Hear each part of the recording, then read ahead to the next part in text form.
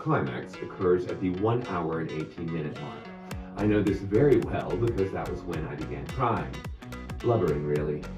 Tears streaming unannounced. After so much tension and heartbreak in this young gay Afghan refugee's life, there was the sudden and very unexpected appearance of love. And blubbering I was.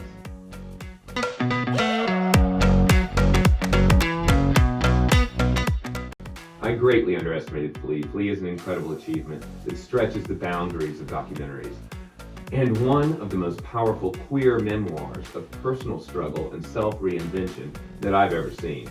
Flea is also a love story. If Amin's present-day relationship with his partner is to survive, he must reconcile his past. With Flea, Danish filmmaker Johannes Pohar Rasmussen has expanded the empathetic power of documentaries by setting the audio portions of his interviews with Amin to animation. And these sequences quickly become more mesmerizing and emotionally involving than a live-action documentary. The animation also allows the subject to remain anonymous. Amin is a pseudonym to protect the subject and his family from persecution. On a second viewing, I understood just how well the script for Flea is structured. The script hits all the right emotional beats in good time.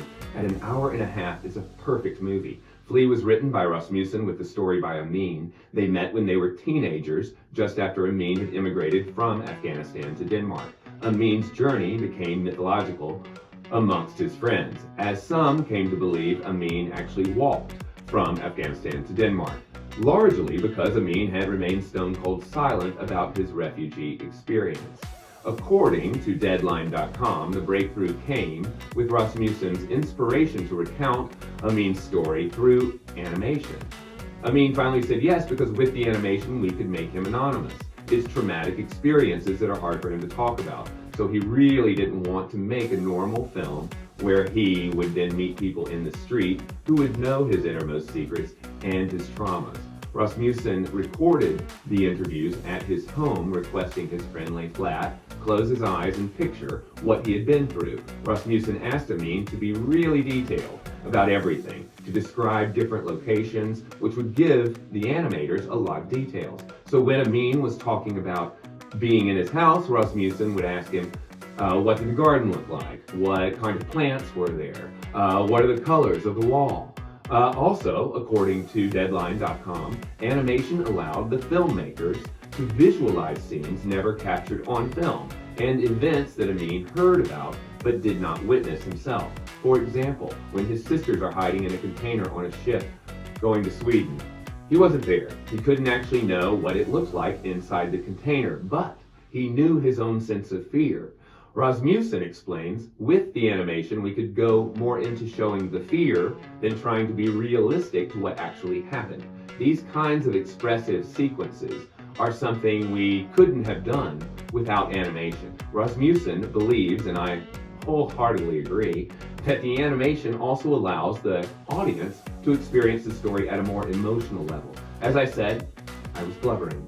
Since the subject of Flea cannot promote the film, Flea requires some LGBTQ allies to do the work for him. Riz Ahmed and Nikolai Coster-Waldau of Game of Thrones came on board as producers. The director said, I'd love to have Amin representing the film, but I obviously can't. So it means a lot to have these actors out there talking about what this film means.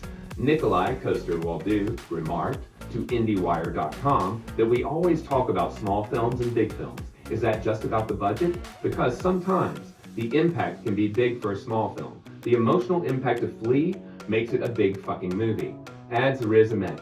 Flea is a love story between Amin and his partner Casper. So often we see survivor or refugee stories painted in these very urgent, bleak colors that rob the subjects of their humanity. The heart of the story is actually these present tense relationships, rather than a fetishization of past tense suffering. With the love story in mind, the tension in Flea builds unbearably until Amin, in a moment of deep frustration, suddenly comes out of the closet to his brother and sisters. I'm going to leave you there. Flea is a deeply personal film, and I felt honored that Amin shared his story with us. Amin's journey is terrifying. People exploited him, he endured physical danger, and his identity was erased. But ultimately, Flea pivots from a story of survival to one of marvelous reinvention. As the official Danish Oscar submission, Flea defies characterization. Flea could receive Academy Award nominations for Best Picture, Best International Feature, Best Documentary, and Best Animated Feature. I hope Flea also receives a Best Original Screenplay nomination. If you need a little gratitude in your life, God knows I do, you should find it after watching Flea. All right, y'all, until next time, always remember, living well.